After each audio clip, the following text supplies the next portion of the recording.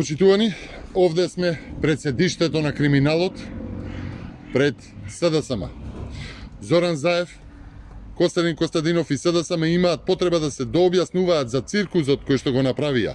Но никој во државата, па ни самиот Костадинов не верува во зборовите за владење на право и правна држава со власт на Зоран Заев. Во која земја бегалец од правдата, откако е фатен, завршува во куќен притвор и сам се шета пред медиуми. Ова укажува на можен договор меѓу Заев и Мијалков. Па затоа ли Заев за Мијалков овозможува екстра услови и екстра третман. Ова е класичен циркус и исмејување на правната држава и владењето на правото, но пред се подседнување на интелигенцијата на јавноста. Системот за кој што самиот Оливер Спасовски говореше дека не функционира, сушност е нивната власт.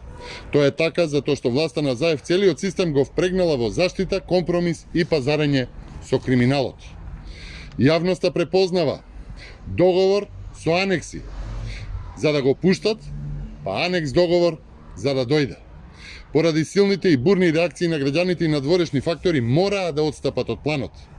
Впрочем, затоа Заев, како што и сам брифираше, вчера викал судии, обвинители кај себе во кабинетот.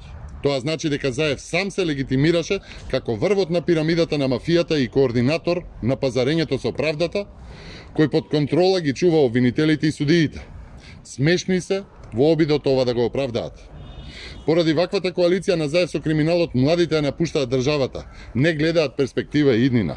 Поради коалицијата власт криминал, државата тоне и се уништува. Но овој циркус покажа дека нервозата и паниката растат во СДСМ и ќе кулминираат во моментот кога ќе заминат од власт. И благодарам.